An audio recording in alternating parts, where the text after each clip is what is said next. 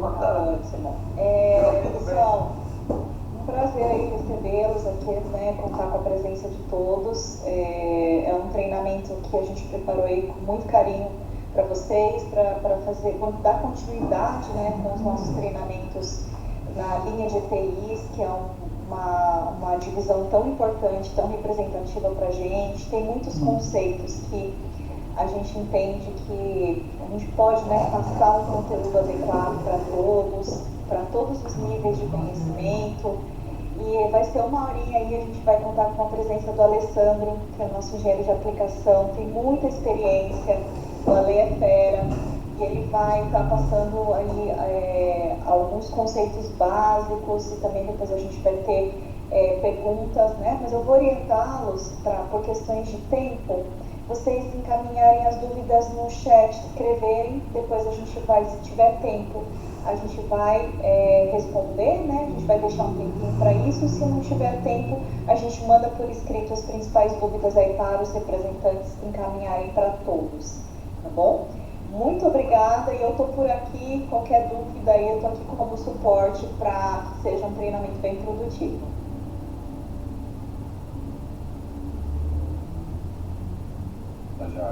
Obrigado, tá? Pessoal, boa tarde, tudo bem? Me chamo Alessandro, como a Liliana me apresentou, sou especialista em aplicação do portfólio de respiratória, para mim, Scott.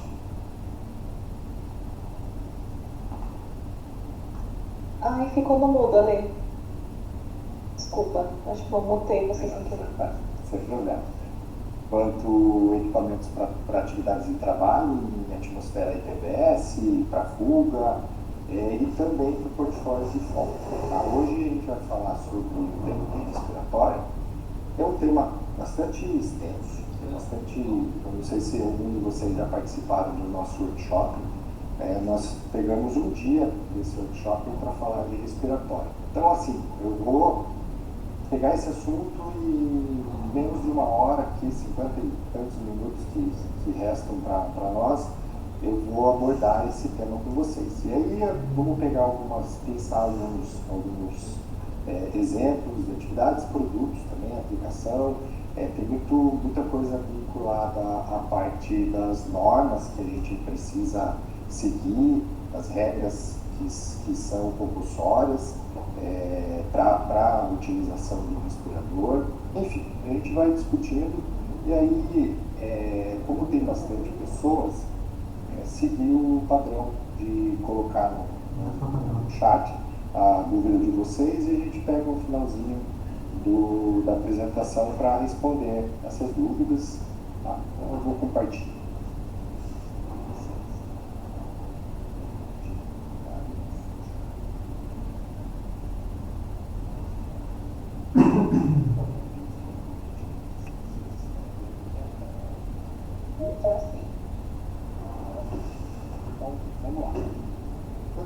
Introdução respiratória, é muito importante a gente falar da metodologia de 4 passos. Isso é uma dica bastante valiosa para vocês. Por quê? O cliente, muitas vezes, ele quer um respirador e ele não tem noção nenhuma do qual que é o processo dele, qual que é o contaminante.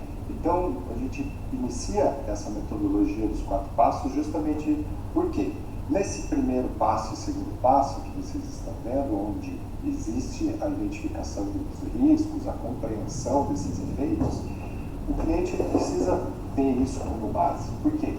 Porque de repente ele pode eliminar esse risco, ele também pode substituir a matéria-prima, mais difícil, mas poderia ser uma opção, diminuir essa exposição, porque se de repente ele consegue diminuir a exposição através do controle de engenharia, por exemplo, insufladores, exaustores, fluxo de ar, até mesmo acesso, muitas vezes ele nem vai precisar oferecer um respirador para o usuário. Então, a ideia aqui justamente é iniciar uma atividade de identificação para conseguir orientar qual respirador. E como eu comentei com vocês, quem faz isso? É o próprio empregador dele que tem essa atribuição. Tá? No terceiro passo e quarto passo, aí entra a questão das medidas administrativas, que a gente tem por norma hoje, vamos dizer, quando a gente vai falar de um contaminante, é a NR15 que a gente pega como base, ou a CGH também. Eu tenho um slide aqui que acaba aprofundando um pouquinho mais que isso. Tá? E aí, depois de todos esses passos, só aí que eu vou entregar o respirador para o usuário, entende? Então, assim, a ideia é não o usuário não utilizar o respirador. Então, para que ele não utilize, ele precisa estar bem estabelecido. Caso for identificado que mesmo com essas medidas, enfim, que ele vai precisar um respirador, aí que a gente entra com essa questão. E aí é muito importante a questão da seleção do EPI correto, porque a gente tem muitas variáveis, principalmente no que? É a particularidade do processo, porque dependendo da indústria, onde ele utiliza, existem essas particularidades, às vezes é um contaminante, às vezes são um combinado, e também tem as particularidades do indivíduo, onde eu preciso garantir que haja uma vedação do respirador para esse usuário. É muito importante porque nós estamos aqui em mais de 180 pessoas, cada um vai ter um formato de um rosto, então a gente precisa garantir. Por isso que existe uma família gigantesca de respiradores. E aí dentro delas, que a gente vai falar mais para frente, também existe o conceito de respiradores que são para particulados e também respiradores que protegem para riscos químicos. E algumas vezes eles precisam ser combinados. Então, a gente vai falar sobre isso. Dentro dos riscos respiratórios, a gente pode elencar aqui como a deficiência de oxigênio como um grande problemão. Por quê? Dependendo da concentração do ar, do oxigênio no ar, que hoje a gente tem uma faixa estabelecida por norma entre 19,5% a 23% de oxigênio no ambiente, o médio, em torno ali de 21% seria o ideal. Mas a gente tem essa faixa um pouco para baixo e um pouco para menos, em cima do que poderia ser uma condição adequada para a atividade. Então, assim, quando a gente fala de oxigênio, é uma coisa. Muito fala também da atmosfera IPVS, onde você tem um contaminante que ele consegue tirar a concentração do oxigênio, reduzindo, isso pode levar à morte do usuário. Então, dentro dos agentes, a gente tem que são presentes no ambiente, a gente encontra muito tanto a parte dos riscos químicos, na parte de indústria. É muito usual encontrar esses agentes. Então, eles estão presentes em forma de moléculas e também de partículas. Aqui que vocês podem ver gases, vapores, poeiras, névoas e fumos. Já os agentes biológicos, a gente encontra mais em lugares como hospitais, área de saneamento e tal. E, reforçando aquilo que eu falei lá ali atrás sobre a questão da metodologia dos 4 passos, como que eu sei que existe isso? Então, o cliente ele precisa, o empregador ele precisa estudar o ambiente, conhecer esse processo, conhecer as atividades e fazer um monitoramento. Por quê? Dentro desse monitoramento ele vai saber a concentração que ele tem. Essa concentração é muito importante porque dentro junto com a NR15, que estabelece as medidas, a gente consegue estabelecer um padrão para o nível de proteção que a gente precisa oferecer para esse usuário. Isso aqui não é para vocês gravarem, mas só para ter em mente que como que antes de fazer essa seleção, é muito importante eu ter esse valor. Por quê? É justamente isso que eu acabei de falar, de como a gente vai entregar, qual que é o respirador que a gente vai escolher para esse respirador, para o usuário. Então, esse FPMR seria fator de proteção mínimo requerido. Então, como eu faço esse cálculo? Eu vou pegar a concentração que tem nesse ambiente, ok? Então, quem tem que fazer essa medição? A gente tem que ter isso. Ele pode ter, através, essas informações, ela pode vir a gente chama a FISP, que hoje é FDS, atualizada, quando ele tem essa FDS, dentro do estudo desse contaminante, lá embaixo, ele sempre vai indicar o tipo do respirador, se ele vai ser um respirador para particulares ou para situação química também. Tá? Então, só que aí é um ponto.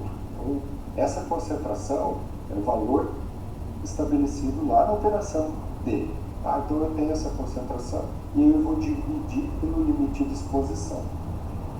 E o limite de exposição eu preciso pegar na NR15 e na CGH. Depois disso, ele vai me dar um valor. Então, vamos imaginar que essa concentração e limite de exposição me deu 9. Opa, 9, aí eu vou ter um valor para poder conseguir trabalhar. E como eu falei para vocês, a NR15 e a CGH, entre uma e outra, o que acontece? A gente acaba sempre falando da CGH porque ela tem uma revisão de forma anual.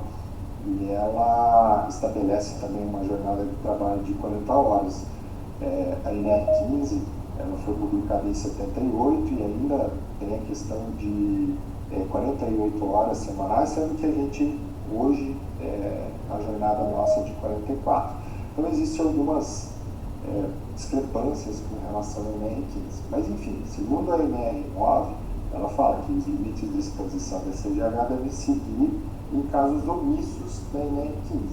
O que a gente acaba estabelecendo, falando, numa boa prática, no caso de ser prevencionista, a gente sugere que sempre adote o limite mais restritivo. Por quê?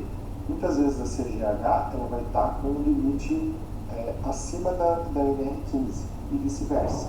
Então, nós indicamos de forma prevencionista. Mas assim, o cliente seguindo a NR15, ele está de acordo com a lei. Tá? Passando um passo adiante, o que acontece com relação ao fator de proteção atribuído? Então, primeiro de tudo, o que é fator de proteção atribuído?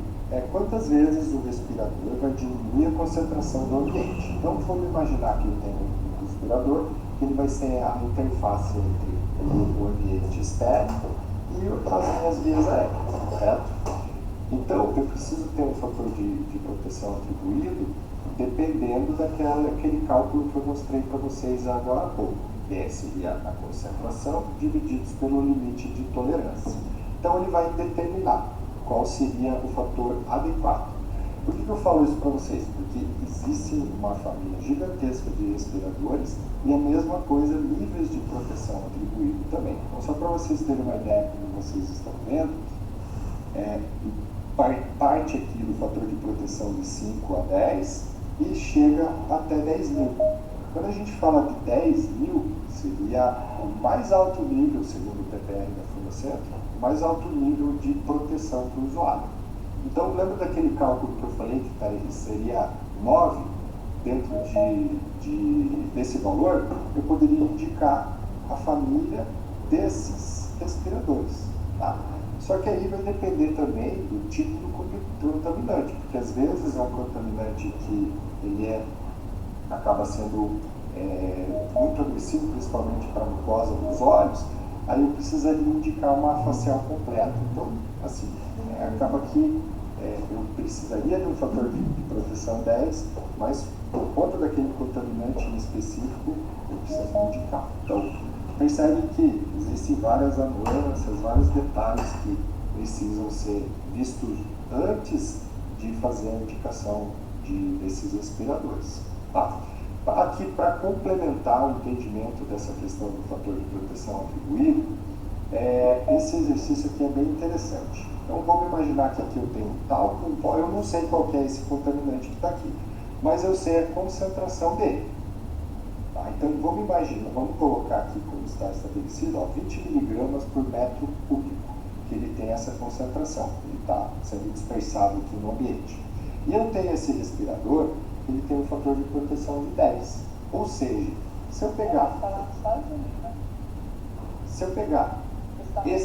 essa concentração divididos por 10, que seria o fator de proteção atribuído, ele vai me dar uma concentração de 2 miligramas por metro cúbico, que vai acessar as vias aéreas do usuário. E aí eu pergunto para vocês responderem mentalmente, estaria adequado se eu colocar, eu tenho essa concentração, eu tenho esse respirador, e o que o usuário vai inspirar vai ser essa concentração? A resposta é depende do tipo do contaminante, porque dependendo do contaminante, pode ser que 2 já esteja acima do limite de tolerância, e consequentemente aí eu precisaria elevar o fator de proteção do meu respirador. Nesse exemplo, a gente tem um respirador facial completo, então o fator de proteção dele é 100, e o cálculo é o mesmo, então eu vou dividir 20 divididos por 100, e aqui eu tenho 0,2. Opa, diminuiu 100 vezes, 10 vezes, na verdade, a mais do que eu tinha no outro exemplo. E a mesma pergunta eu faço. Seria suficiente 0,2? Depende também, porque a gente precisa ter como base o limite de tolerância desse produto para saber se 0,2 estaria adequado ou não. Joia? Esse é um ponto que eu quero passar bem rápido, mas é só para vocês terem uma ideia da importância do trabalhador executar sua atividade durante toda a sua jornada de atividade com o respirador. Então, eu já comentei, vou falar mais sobre isso também, a importância do respirador estar em contato com o rosto do usuário para criar uma vedação. Porque se eu com essa vedação, o contaminante vai entrar por esses pontos que não estão vedados. E existe também um fator de proteção efetivo, que é basicamente assim. Eu trabalho numa operação que eu preciso usar 8 horas, 7 horas, aí, reduzindo o almoço, 7 horas de atividade diária. Só que em vários momentos chega alguém para conversar comigo, eu tiro o respirador, converso, coloco ele de novo e estou numa área contaminada. E assim, ao longo do dia eu faço isso várias vezes. Vamos imaginar um cenário que nesses momentos de ter ficado 5 minutos conversando, mais 5 ali, mais 7 aqui, mais 3 aqui, tiveram uma somatória do dia de 1 hora que eu omiti esse uso. Eu tirei o respirador para conversar, para beber uma água, enfim, para fazer algumas atividades. Para vocês terem uma ideia, o fator de proteção cai para 4,7, ou seja, de 10 ele cai para mais da metade, em 1 hora de omissão. Então é muito importante isso, falar sobre essa questão, porque os usuários, eles não têm esse entendimento muito claro. E essa importância da gente sempre abordar sobre essa questão do fator de proteção efetivo, ela é muito válida justamente para garantir a saúde do trabalhador. Muitas vezes, quando a gente fala de riscos respiratórios, a gente fala de problemas em médio e longo prazo. Então, não é de um dia para outro, dependendo do tipo do contaminante. Então é muito importante garantir que o respirador seja adequado e também esse respirador, de certa forma, seja uma experiência confortável para ele, para esse usuário. Tá? Indo para a questão de conforto, já pegando esse gancho que eu falei com vocês no slide anterior, quando nós falamos de filtros mecânicos, aí a filtração de particulados, só por curiosidade também, pessoal, a 3M ela tem um laboratório lá em São Paulo, nos Estados Unidos, que é dedicado para esse desenvolvimento da manta filtrante, tá? Seja PFF1, PFF2 e PFF3. Então, assim, a manta filtrante ela não é igual de fabricante para fabricante. Cada um ele tem a sua tecnologia, tá? Então, nós costumamos dizer que essa manta filtrante é o coração do respirador, é a parte mais importante, que ele vai ser o responsável por filtrar o contaminante e reduzir o máximo o usuário. Então essa tecnologia tem muito estudo detalhado por trás e isso faz com que existam alguns aspectos, por exemplo, de como funciona. Como vou aqui fazer um exercício com vocês. Imagine que essa esfera azul seria uma manta filtrante. Então, assim, tem um vídeo aqui mais pra frente que vocês vão entender melhor. Mas ela não é emaranhada. Então, toda essa manta, ela é construída de forma caótica, de propósito mesmo, para que o contaminante venha e trabalhe nesses 3 tipos de mecanismo. Então, quando nós falamos aqui de impactação, a gente está falando de um particulado de um micro, tá? Isso é considerado uma partícula grande, gente. Só que peguem uma régua aí de vocês, 1 milímetro da régua e dividam por 1000. Esse seria o micro. Então, poxa, é pequenininho, mas considerando para a parte respiratória, seria uma partícula grande. Então, como ela funciona? Para ela ser grande, ela vem e bate nessa manta filtrante e ela gruda, fica ali, colada. Quando ela é um pouco menor, que a gente está falando entre 0,6 a 1 micro, aí é por interceptação. Então ela vem, como está vendo do desenho aqui, ela vai desviar da manta filtrante, só que aí tem uma tecnologia justamente que é em cima da questão do processo eletrostático. Então ela vai passar e ela gruda, puxa, como se fosse suga esse contaminante. E quando ela é menor ainda, quando a gente está falando aqui de 0,2, ela vem por difusão. Então ela vem de forma aleatória. Tá? Provavelmente vocês já viram isso. Isso acontece em casa, no escritório. A gente tem uma cortina e abre um feixe de luz. E nesse feixe de luz a gente vê várias partículas ali no ambiente. A gente passa a mão, elas se bagunçam todas, daqui a pouco elas estão ali. Por elas serem tão pequenas e tão leves, elas levam muito tempo para cair. Então por isso que elas ficam ali no ambiente. Então, para vocês terem uma ideia, qual a importância dos respiradores e qual é a tecnologia para conseguir reter esses contaminantes no filtro. E aqui uma outra imagem mostra que seria uma linha de mantas filtrantes. Então eu tenho os meus particulados aqui com vários tamanhos, e aí se eu tenho uma menor ainda que ela vai penetrar, conseguir passar, aqui eu estou com seriam minhas vias aéreas. Seria interessante eu aumentar a camada, adicionar, porque em teoria se eu adiciono uma camada, logo vai ser mais difícil para um particulado passar, concorda comigo? Só que existe um problema, quanto maior a camada, o que é claro, quem já usou o respirador sabe, não é um negócio, na pandemia todos utilizaram, e acaba sendo algo que existe uma barreira, não é igual a gente respirar como nós estamos. Então quanto maior, mais espesso for essa camada, mais difícil fica a respiração. Então por isso que a tecnologia, o estudo por trás dessas mantas filtrantes, elas são importantes. Tá? Tudo isso, gente, para quê? Para trazer mais eficiência na utilização, cria-se uma menor resistência para que o usuário e um maior conforto. Trazendo maior conforto, menor resistência, o usuário ele acaba tendo uma experiência melhor, e aí evita de ele ter que ficar tirando. Então, o respirador em si, ele tem a peça fundamental de questão de proteção, mas também é importante falar sobre esses atributos de conforto e também menor resistência, porque isso ajuda o usuário a não ficar omitindo a sua utilização, tá bom? Esse videozinho aqui, deixa eu ver se ele vai soltar. Foi. Isso que vocês estão vendo aqui é um particulado. E aqui a manta filtrante. Ó. Lembra que eu falei para vocês que ela é construída de forma caótica, justamente para que ela consiga trabalhar com os seus métodos de mecanismos de captura.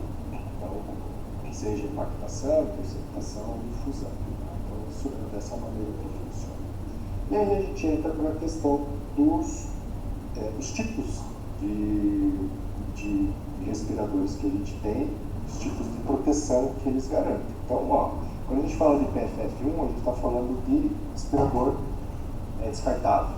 E a P1 seria para respiradores reutilizáveis, que você acaba fazendo só a substituição desse filtro. Então, o que eu quero destacar aqui para vocês quando a gente fala da PFF1, ela tem uma eficiência de proteção de 80%. Tá? Quando nós falamos da PFF2, aí ela sobe para 94%. E a PFF3 seria 99,9%. E aí, entre a PFF2 e a PFF3, o nível de proteção, o fator de proteção do vidro é o mesmo.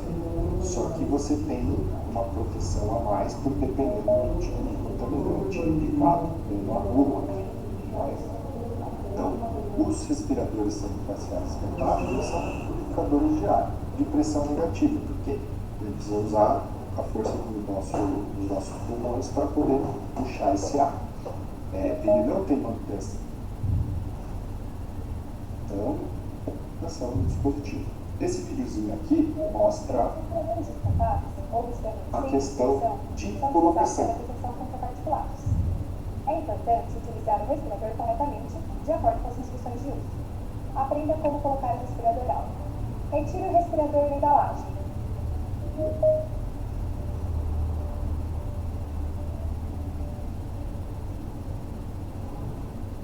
Abra o respirador puxando as abas superior e inferior com as duas mãos, formando uma concha. A espuma deve estar para cima. Coloque o respirador sobre o rosto. Puxe o elástico inferior, ajustando-o atrás do pescoço e abaixo das orelhas.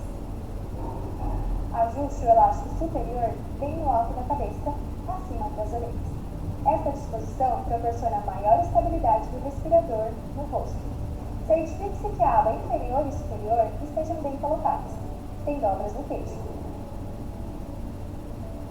Molde o clipe nasal usando as pontas dos dedos das duas mãos por toda a extensão, de acordo com o formato do nariz. Não use apenas uma mão. Antes de cada uso, execute um teste de verificação da vedação. Cubra o respirador com as duas mãos. Inale suavemente. Se houver vazamento de ar em volta do nariz ou nas bordas do respirador, reajuste-o de acordo com as instruções. Para retirar o respirador, remova o elástico inferior e depois o superior e descarte conforme a política da empresa e legislações locais vigentes. Usuários de respirador não podem ter barba, pois isso interfere na vedação do respirador, podendo ocasionar falhas de vedação e permitindo a entrada de contaminantes na via respiratória. Não devem ser utilizados adornos que atrapalhem na disposição do respirador no rosto do usuário. Os respiradores descartáveis são divididos em PFF1, PFF2 e PFF3. Os respiradores PFF1 protegem contra poeiras e névoas. Respiradores PFF2 protegem contra poeiras, névoas e fumos. PFF3 protegem contra poeiras, névoas, fumos e radionucleidos. Lembrando que respiradores com monta filtrante não protegem contra gases e vapores. Em caso de dúvidas, entre em contato. Vocês escutaram o áudio correto, Juliana? Esse pessoal, você escutou, passei o áudio também? Sim, sim. Ah, tá. Eu tinha esquecido de seguir isso, então.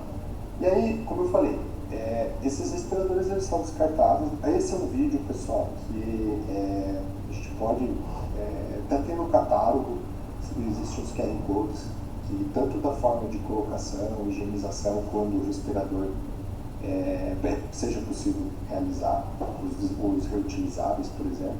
Então, são informações que são abertas, vocês podem utilizar, mandar para os clientes de todos os modelos também, a forma correta de colocação. E aí, como eu comentei, são descartáveis e como determina essa vida útil. Então, essa informação também é bem válida porque os clientes têm muitas dúvidas com relação a isso. Então, assim, vai depender muito do estado de conservação.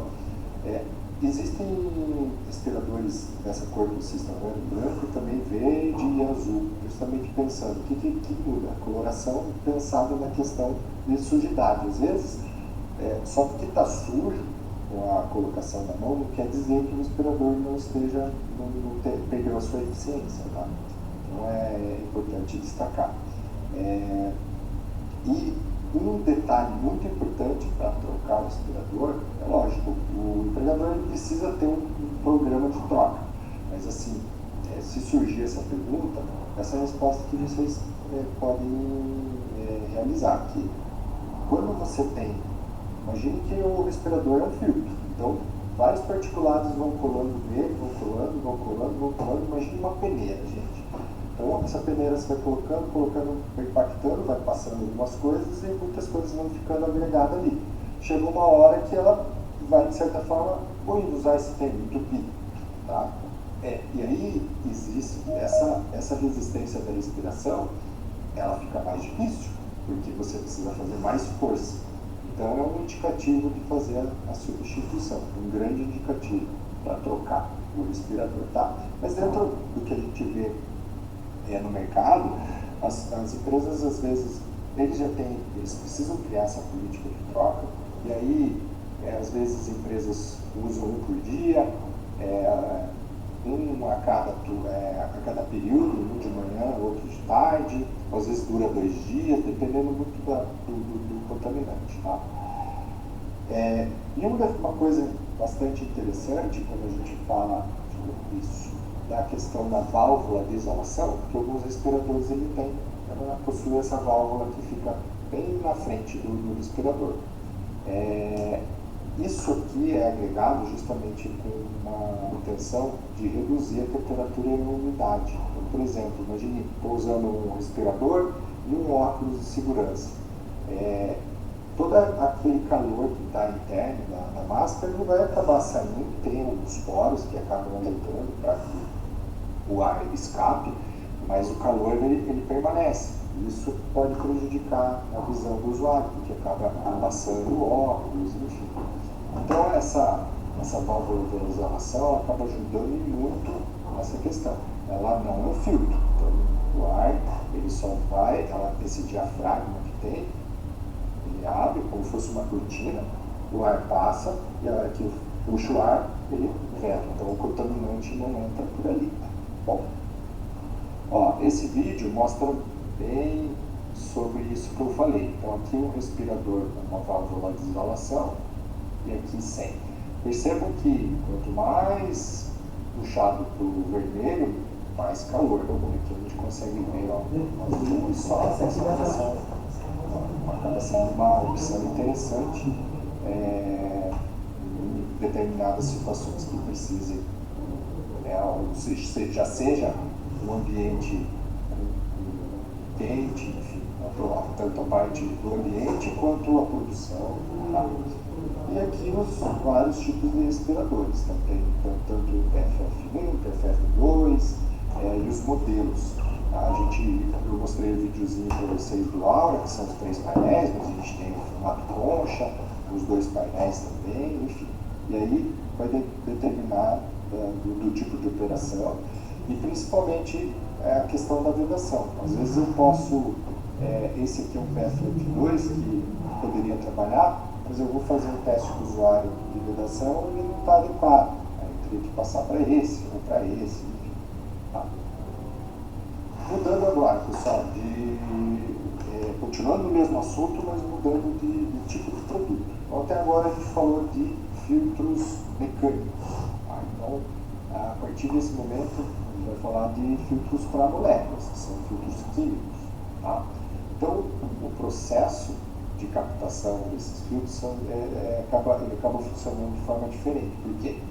Ele tem um carvão ativado que ele acaba captando, que é o que a gente chama de sítios ativos, que retém essas moléculas. Então, imagine assim, faça um exercício aí, imagine um mercado que tem um estacionamento, tem 100 vagas nesse mercado.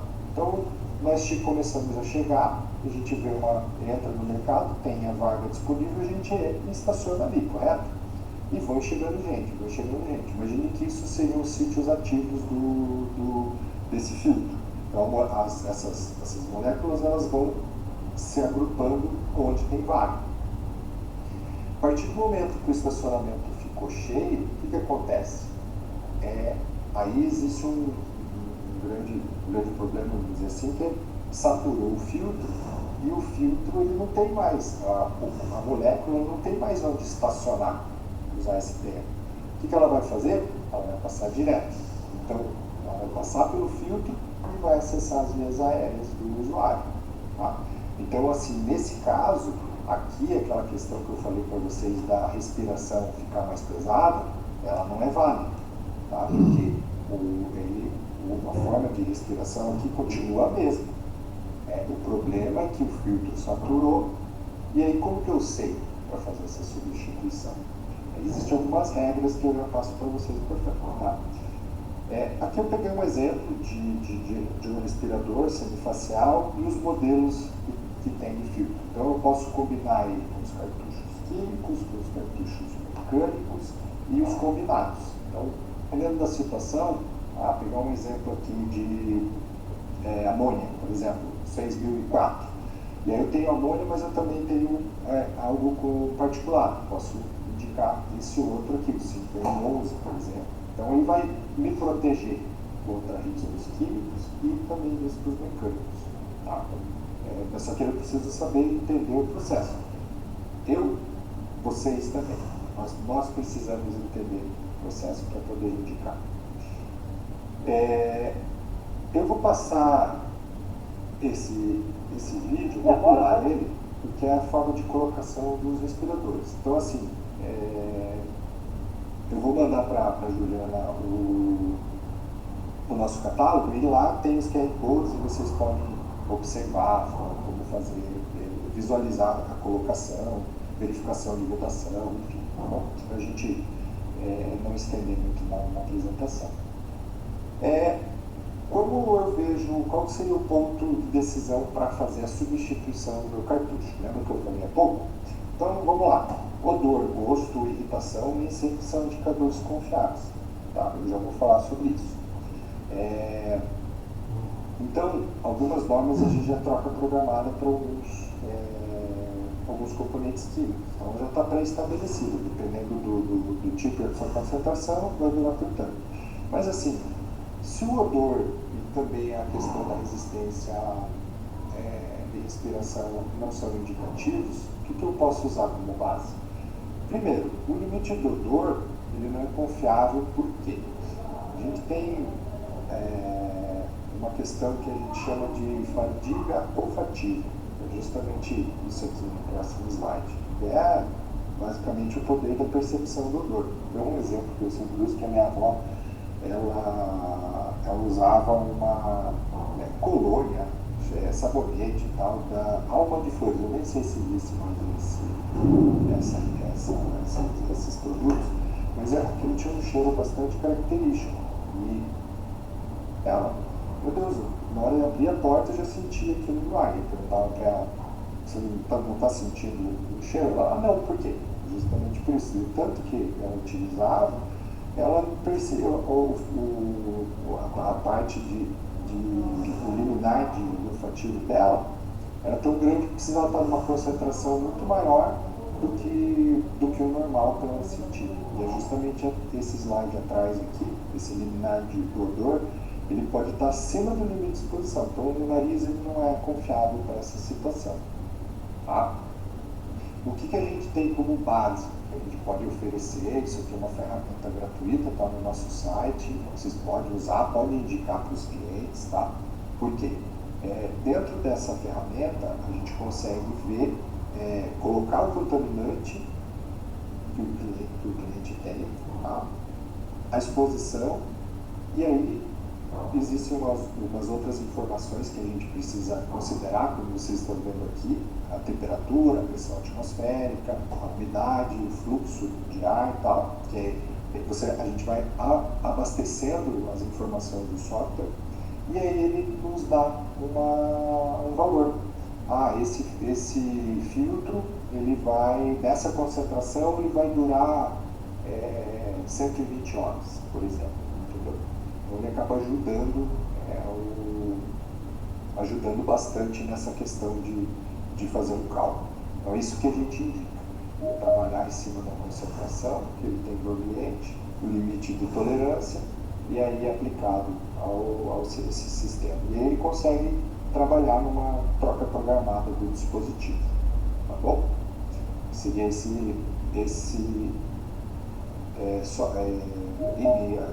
o endereço. Tá bom, gente? Está no nosso site, se vocês digitarem aí na internet software de vida útil 3M, já vai aparecer aí direto. Tá? E é bem intuitivo de visualizar, e assim, se caso algum dia vocês forem mexer e ficarem com dúvidas, eu fico à disposição aí para a gente conversar e bater um papo sobre isso, tá? Higienização, muito importante, porque isso falando dos respiradores reutilizáveis. Então, uma coisa importante da higienização é aumentar a vida útil do dispositivo. Se a gente fica com o equipamento muito tempo sem fazer essa higienização, essa parte da copa nasal ela acaba danificando com o tempo.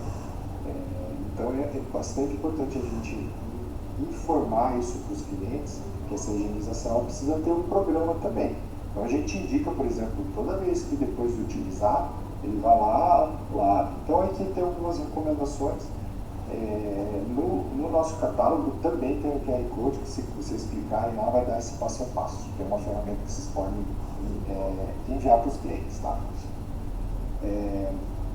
A parte dos filtros, tanto mecânico quanto químico, eles não podem ser lavados, mas aí todo o restante é normal. E só as partes das válvulas que a gente recomenda ter cuidado a mais, porque elas são mais sensíveis, e o resto, água e sabão neutro.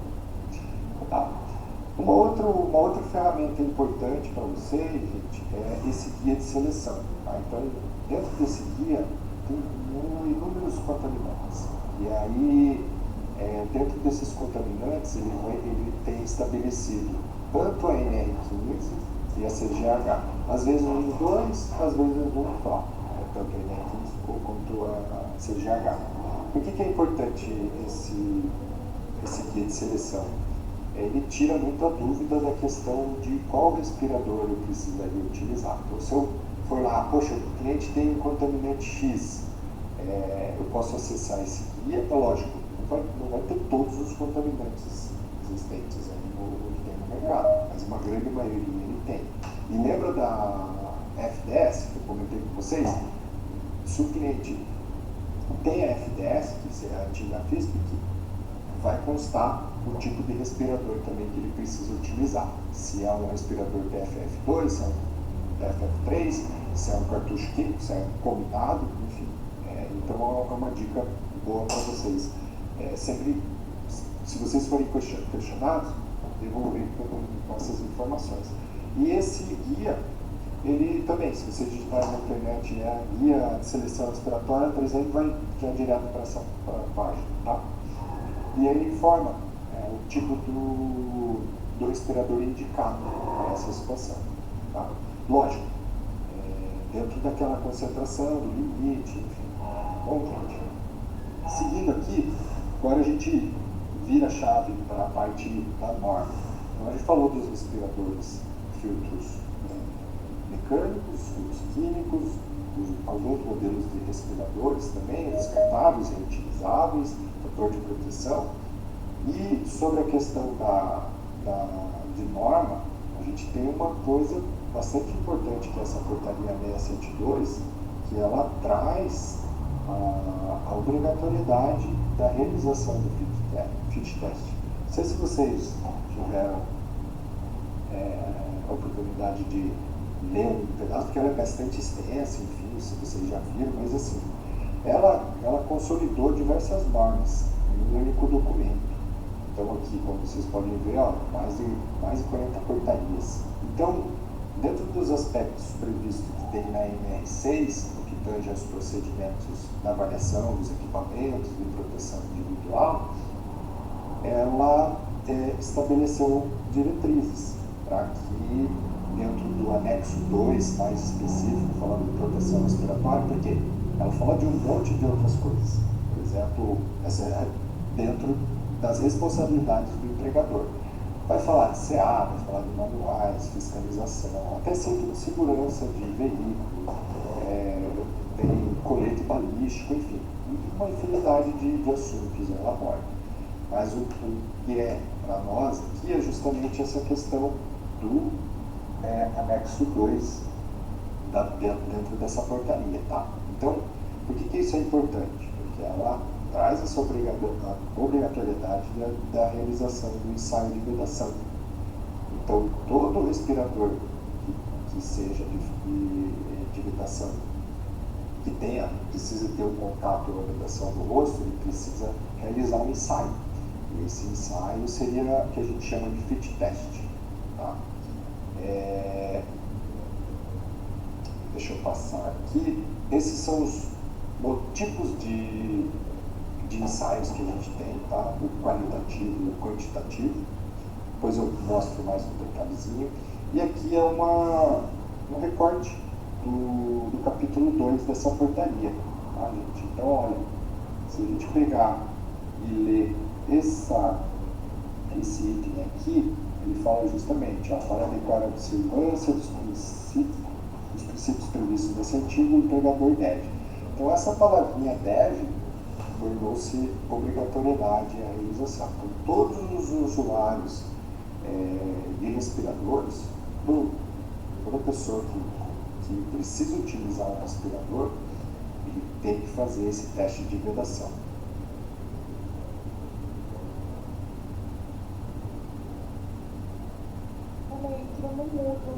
Opa, acho que fui eu aqui.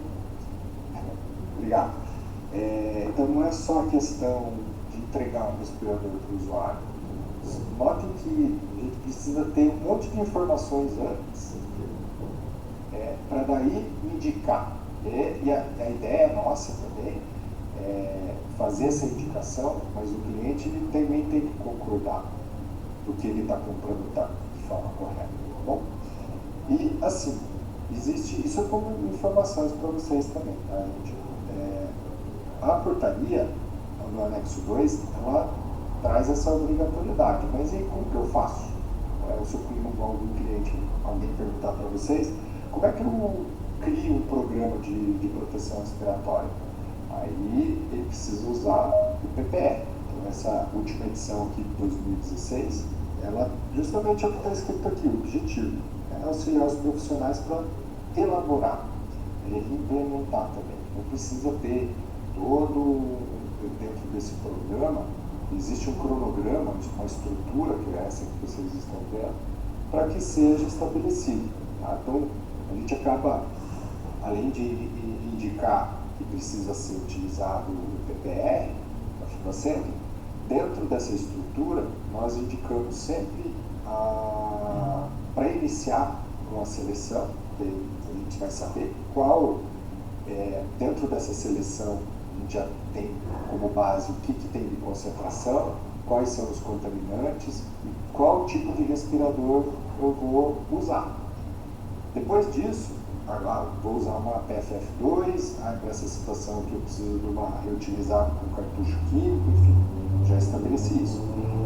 Na sequência, trabalhar com ensaio de vedação. Então, trabalhando com esses dois pontos iniciais, já cria essa estrutura, ela já ganha bastante corpo, tá? Então a gente acaba sempre indicando. E aí aqui também, de forma de curiosidade, quais são os desafios, quem deve construir esse PPR. Então ele está na mão do profissional de higiene ocupacional, do técnico de segurança, ou até mesmo da medicina. E é justamente uma das partes das funções. Tá? E aí, quando a gente fala da certificação do produto, é uma coisa. Então, o respirador a gente sabe que tem que ter o certificado de aprovação. É uma coisa. Só que esse certificado de aprovação, ele garante que ele foi submetido a ensaios, e esses ensaios, dentro da norma, passou o filtro, ele reteve o que ele precisava reter, a performance foi aprovada. Então não quer dizer que esse respirador que tem a CA, ele vai ser adequado para o meu rosto. Porque Tudo isso que a gente falou.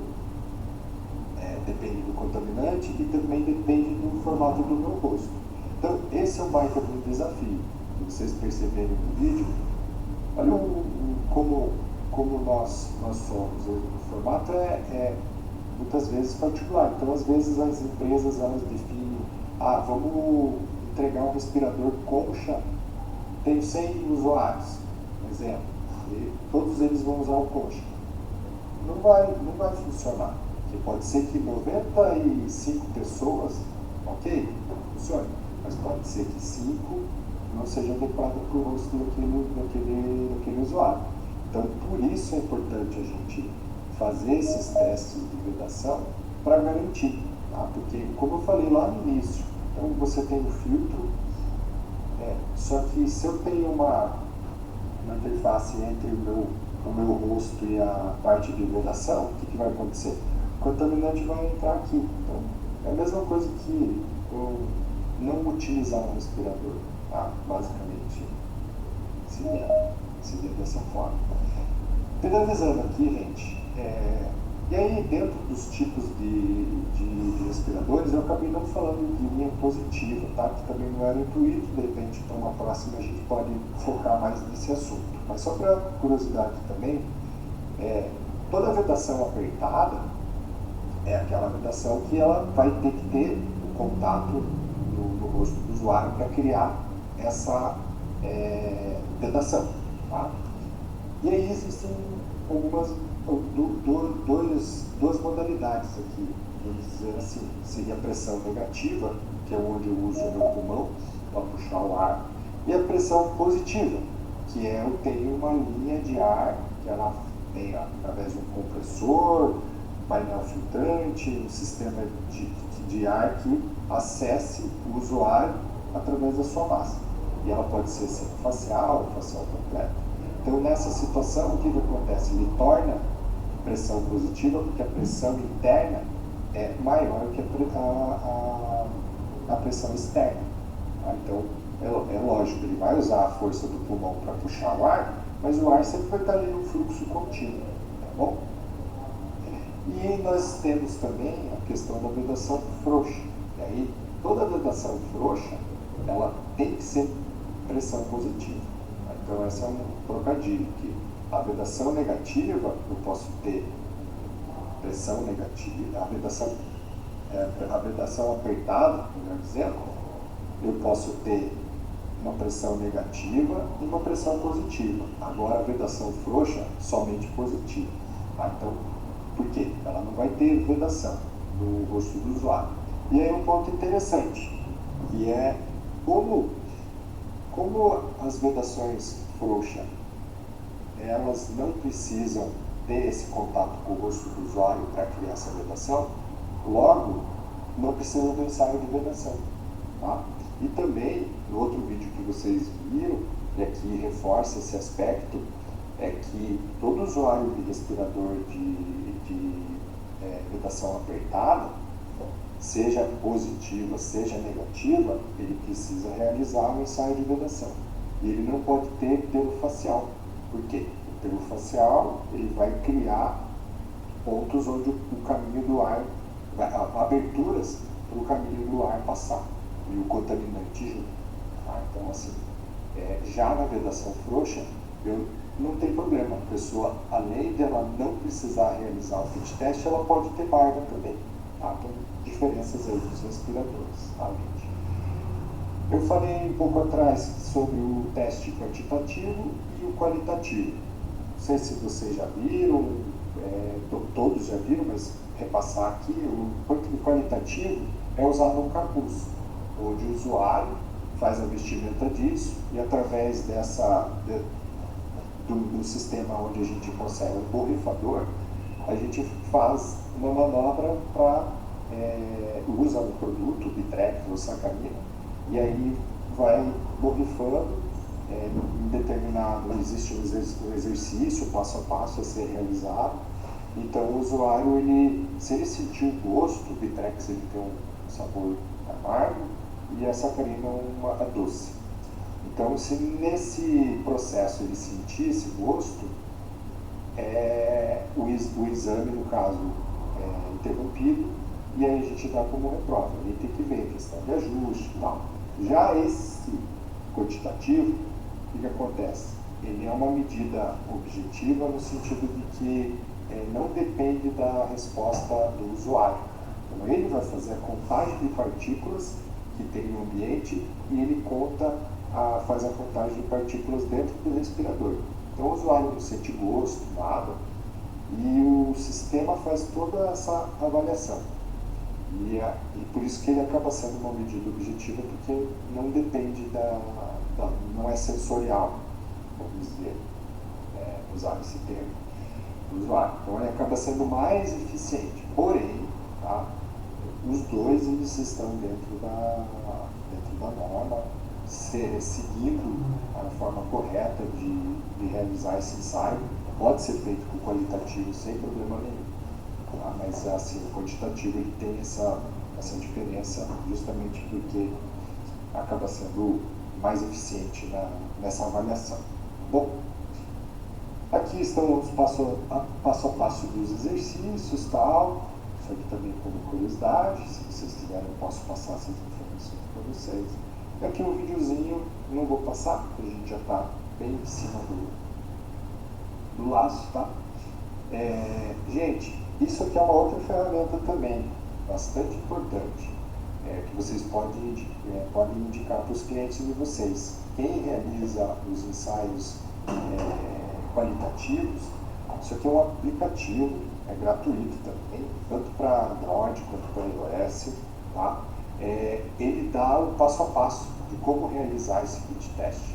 Então ele acaba ajudando muito, contribuindo muito para que você não pule etapas. Ele vai lá, tem até uma forma de você, para a colocação do respirador, então você cadastra o usuário que vai realizar, e depois ele gera um documento que a pessoa mesmo pode assinar na hora, e aquilo ali, salvo, ele pode ser um documento válido para o programa de proteção respiratória. Um aplicativo que vocês podem baixar, podem indicar para clientes, e assim a gente indica justo a questão da utilização, porque quanto mais pessoas acessarem, é mais fácil da gente atualizar e trazer melhorias cada vez mais, tá bom? Bom, finalizamos em cima do tempo, mas eu acredito que eu trouxe as informações para vocês. Assim, desculpa se eu atropelei algumas informações, mas como eu comentei lá logo no início, a gente tem esse assunto, dá para a gente ficar um dia inteiro falando, demonstrando, mas acredito que eu tenha conseguido passar algumas informações aí. Espero que vocês, de certa forma, tenham gostado, que seja útil no dia a dia para as atividades de vocês e possam melhorar aí no contato com os clientes, tá bom, gente? Eu agradeço. Ale, muito obrigada, viu? Um conteúdo sempre, né? Proteção respiratória é um conteúdo infinito, eu costumo falar. Se quiser ficar uma semana só em proteção respiratória, a gente tem conteúdo para isso, né? Mas a gente tem algumas dúvidas aqui que eu acho importante para a gente fechar, né? O Gabriel, ele pergunta sobre o cartucho para amônia, né? Como é um risco comum no dia a dia das indústrias. Eu não entendi muito bem se, Gabriel, até se você quiser falar aí sobre essa dúvida, se você quer entender como que é a abrangência do cartucho para amônia, essa é a sua dúvida? Oi, na verdade a gente tem uma dúvida frequente aqui no nosso comercial, das vendedoras com a indicação do respirador e do cartucho. O cartucho, a gente tem um cartucho específico aí para amônia, etc. Porém a gente sabe que a amônia é um bem delicado, né? Então a questão do respirador para esse cartucho, qual seria o mais comum, o mais indicado, a gente teria que fazer toda essa avaliação do risco para definir. Sim, é importante o cliente ter essa avaliação do nível de concentração que ele tem, porque o cartucho, deixa eu voltar aqui na apresentação, A gente falou sobre o 6004, que seria dedicado para amônia, correto? Isso, aquele verde, né? Exatamente, ele é o dedicado. Só que deixa eu pegar uma parte que eu tinha ocultado. É muito importante estabelecer a questão de concentração. Por quê? O cartucho que nós vendemos, da 3M, ele é classe 1. Tá? Então, ó, se a gente pega amônia, seria 300 ppm. Dentro da NR, a CGH, a NR15, ela fala que acima de 300 ppm já torna-se PVS amônia específico. Então, como o nosso cartucho é de classe 1, eu posso somente utilizar até essa concentração. Mas seria uma concentração onde teve um pequeno vazamento, eu identifiquei através do monitor de gases e eu saio dali rapidamente. Para trabalhar no cartucho, eu preciso ter, deixa eu ver se eu lembro de cabeça da amônia, se eu não me engano, 20 ppm. 20 ppm seria essa concentração diária. Então, dentro desse valor, eu posso realizar minha atividade ali nas 8 horas diárias e tal, ok? Passou disso, aí eu tenho que é chamado limite de tolerância STEL, que seria de curta duração, que aí eu tenho uma concentração de até 35 ppm. Então eu posso realizar minha atividade 15 minutos, perdão, saio daquela situação, fico 1 hora de intervalo, 15 minutos, posso fazer isso 4 vezes ao dia. Isso em condições de trabalho, tá bom? Então assim, como que eu vou determinar se esse meu cartucho quando que ele vai saturar? É por isso que é importante ter a concentração do ambiente para a gente conseguir colocar no software, aí dentro de outras, a questão de pressão atmosférica, calor, enfim, para determinar qual que seria a vida útil dele, entende? Respondi a tua pergunta? Perfeito, perfeito. Uma excelente explicação, era bem essa dúvida mesmo. Obrigada, Gabriel. Aí, Ale, a gente tem uma última aqui para finalizar, da Patrícia. Ela comenta que no setor de solda, muitos clientes usam PFF2, acho que é VO, né? É correto dizer que sempre, ela enfatiza esse sempre, precisa ser semifacial para solda? Tá. Olha, assim, existe mesmo, realmente tem, a pessoa usa a máscara de solda e usa o respirador, né, uma PFF2 mesmo, isso é meio comum. Mas só que se tem que garantir que somente tem essa concentração que vai ser dispersada ali da queima do bastão de solda, enfim, desses gases e vapores que vão ser liberados. Existem equipamentos também que são de vedação frouxa, que a gente tem a G501, por exemplo, ele é um equipamento de solda e ele tem um sistema motorizado ou linha de ar. Então, ou seja, você só precisa de um equipamento para conseguir suprir a necessidade, sabe?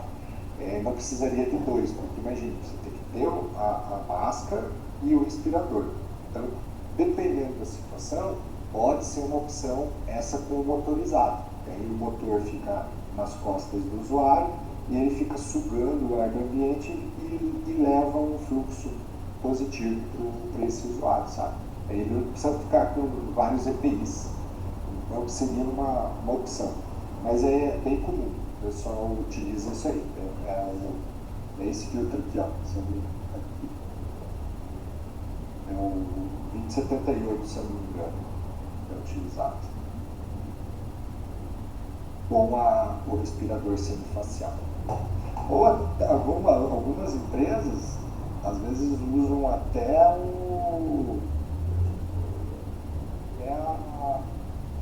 PFF2 também. Descartável mesmo, né? Descartável. Mas aí vai depender do programa, o que eles estabeleceram. Tá? Uma empresa que recente eu visitei essa semana, eles utilizam o descartável PFF2 para solda e estão migrando para uma semifacial reutilizável. Joia. Bom, nós não temos mais perguntas aqui, acho que passamos por todas. Ale, queria agradecer aí imensamente o seu tempo, foi um treinamento muito rico em pouco tempo, muito conhecimento aí para todo mundo, né? E muito obrigada. E obrigada a todos pela participação. Nós teremos aí várias sessões, né? Então mantenham contato aí com o time da 3M, que logo mais a gente vai enviar para vocês mais convites. Se precisarem de materiais, o site da 3M EPIs, ele é muito completo, ele tem bastante informação. A gente tem um canal no YouTube que tem vários vídeos, né? Então, se vocês precisarem, tiverem alguma demanda específica, o nosso time está sempre à disposição aí para apoiá-los, os representantes comerciais aí do canal, né, que atende vocês. E muito obrigada aí pela participação de todos, pessoal. Até a próxima. Obrigada, Lê. Foi muito bom, viu? Tchau, tchau. Tchau.